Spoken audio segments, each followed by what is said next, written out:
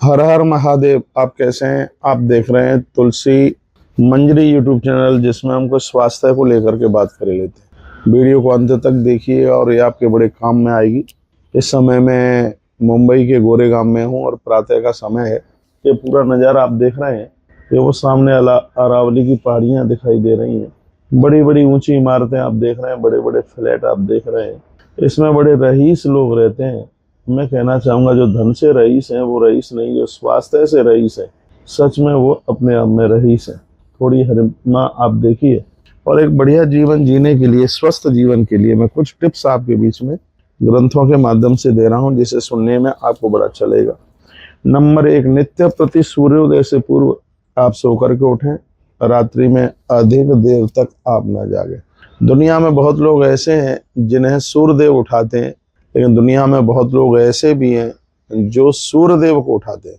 आप स्वस्थ रहना चाहते हैं तो भोर में थोड़ा जल्दी जागने की आदत डालिए। अगली बात मैं आपको कहूँगा, प्रतिदिन नियमित रूप से आप व्यायाम करें। सप्ताह में कम से कम एक बार अपने पूरे शरीर के ऊपर तेल की मालिश करें। इससे आपका स्वास्थ्य बहुत बढ़िया होगा। शरीर में कोई किसी भी प्रकार का रोग नहीं होगा। सुबह शाम टहलने में आप विश्वास कीजिए, सुबह शाम टहलना लाभदायक है। नियमित रूप से टहलने से संपूर्ण शरीर की मांसपेशियां सक्रिय हो जाती हैं। तो यह बहुत ज़्यादा जरूरी है। हृदय रोग, मधुमेह और ब्लड प्रेशर में बहुत बड़ा लाभ पहुंचता है जब सुबह शाम आप थोड़ा घूमते हैं। धूप, ताज़ी हवा, साफ स्वच्छ पानी और सादा सात्विक भोजन स्वस्थ रहने के लिए बहुत ज़्यादा जरूरी है। ज़्यादा मसाले, ज़्यादा तेल, तला हुआ मत खाइएगा। थोड़ा सा धूप में बैठिए, खुली हवा में बैठिए। एसी कमर तोड़ देता है, गांठों में दर्द कर रहा है और स्वास्थ्य के लिए इतना हानिकारक है। भोर में जब आप जागते हैं और एसी की हवा में, तो ऐसा लगता है कि शरीर में किसी ने लाठियां मारी। शरीर इतना जकड़ जाता है। इसलिए थोड़ा बाह्य हवा के अभ्यासी बनिए। अगली बात मैं कहूँगा कि नित्य योगासन प्राणायाम करने से रोग नहीं आते और व्यक्ति दीर्घकालीन जीवन जीता है। तो प्राणायाम करने की विधि है, श्वासों को ऊपर खींचिए, अंदर घुटने दीजिए और फिर उसको बाहर छोड़िए। इससे आप बड़े स्वस्थ रहें। अगली बात मैं निवेदन करना चाहूँगा कि स्वस्थ शरीर में ही स्वस्थ मन निवास करता है। इसलिए शरीर को स्वस्थ रखें। सदाचारी निरोगी व्यक्ति सदा सुखी रहता है। आचरणबद्ध जीवन जीने की आवश्यकता है। भगवान भी उसका संग छोड़ देते हैं जो दुराचारी है। बाली ने भगवान को कहा था, तुमने मुझे क्यों मारा? बहुत ध्यान से सुनिएगा, मेरे परमात्मा का आप निर्णय देखिएगा। परमात्मा दोस्ती करते तो वो बाली से भी कर सकते थे। मैं आपको कहना चाहूँगा कि जो लोग भ्रष्ट हैं, जो लोग गिरे हुए हैं, जिनके पास चरित्र नहीं है, ऐसे लोगों का साथ नहीं करना है। बिल्कुल, भले ही सफलता में आपको देरी लग जाए। यदि वो बाली का संग करते भगवान, तो रावण को जीतने में देर कितनी लगती? 6 महीने तक रावण को बाली अपनी कांख में लेकर के घुमाता रहा, घूमता रहा। ऐसा बाली का साथ पा करके रावण को जीतना कितना समय लगता? मैं आपको निवेदन यह करना चाहूँगा, भले ही सफलता में थोड़ा टाइम लग जाए, गलत लोगों को अपने संग लेना नहीं है, गलत लोगों का साथ देना नहीं है। बाली ने कहा, मैं बैरी सुग्रीव प्यारा, अवगुण कवण नाथ मोहि मारा।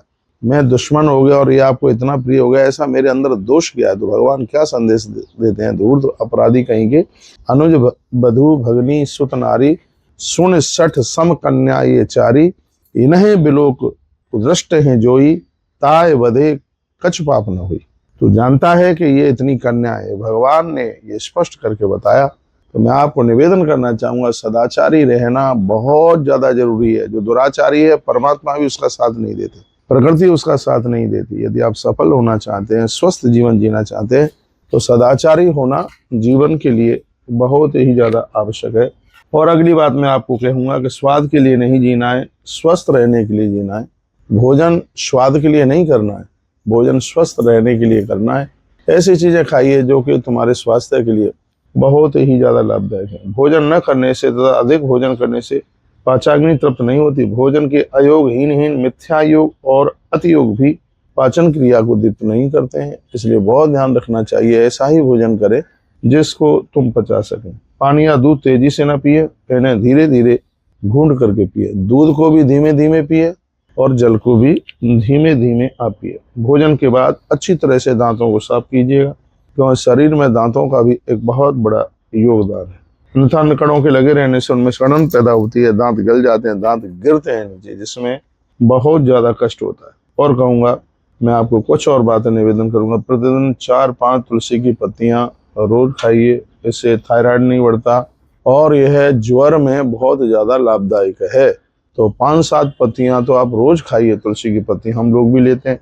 भोजन के पश्चात दिन में थोड़ा सा विश्राम और रात्रि में थोड़ा टहलना, सुबह शाम टहलना स्वास्थ्य के लिए बहुत ज़्यादा लाभदायक है। अगली बात और कहूँगा, हमेशा शांत और प्रसन्न रहें, कम बोलने की आदत डालें, जितना जरूरी हो उतना ही बोलें। पूज्य श्री डोंगरे जी महाराज इस बात के ऊपर बहुत जोर देते थे। वाचालो लभते नाशम, वाचालता का हमेशा नाश होता है। कम बोलेंगे, झूठ नहीं बोलोगे, मिथ्या नहीं बोलोगे। प्रतिदिन आंखों में पानी के छींटे, रात्रि को मटके में रखा हुआ पानी सुबह उसको आंख में आप डालते हैं, छींटे लगाते हैं, इससे आपकी आंखें स्वस्थ रहती हैं। रात में 1 तोला त्रिफला के 1 पाव ठंडे पानी में उसे भिगो दें, सुबह छानकर उससे आंखें धोएं और बचे हुए जल को आप पी लें। ये आपकी आंखों के लिए बहुत ज़्यादा बढ़िया। मैं एक बार फिर कहूँगा, रात्रि को एक मिट्टी के बर्तन में 1 चम्मच त्रिफला डालें, उसको पूरी रात भीगने दीजिए और उस पानी को सुबह छानें, फिर उससे अपने आंख में छींटे लगाएं, पानी बच जाता है, उसको आप पी भी सकते हैं। यह आपके स्वास्थ्य के लिए बहुत ज़्यादा आनंददायक है, बहुत ज़्यादा बढ़िया। हफ्ते 10 दिन के अंतर में कानों में तेल की कुछ बूंदें डालें, इससे आप अपने आप में बहुत स्वस्थ रहेंगे। धन्यवाद आपका बहुत है। वीडियो को मैं ज़्यादा लंबा नहीं करना चाहता, मैं बड़ी कोशिश करता हूँ कि आप बिल्कुल स्वस्थ रहें और उसके लिए आपको थोड़ा अपने आप का परिवर्तन करना पड़ेगा। आप मेहनत कीजिए, आप मेहनती बनिए, जरूरी है काम। आपके खर्चे ज़्यादा हैं, बिल्कुल चिंता की बात नहीं है। खर्चे ज़्यादा हैं, इसमें टेंशन नहीं करना है। आपको अपनी इनकम बढ़ानी है, आपको अपनी आय का स्रोत बढ़ाना है और ये सब मेहनत करने से होगा। घर में रह करके कोई माला माल नहीं हुआ है, घर के बाहर निकलिए, प्रकृति का नज़ारा देखिए और मेहनती बनिए। बहुत बहुत धन्यवाद। अपना ध्यान रखिए, अपने स्वास्थ्य का ध्यान रखिए। मैं आचार्य कौशिक महाराज द्वारा फिर एक नई वीडियो के साथ आपके साथ मिलता हूँ, इन्हीं शब्दों के साथ। हर हर महादेव, घर घर महादेव।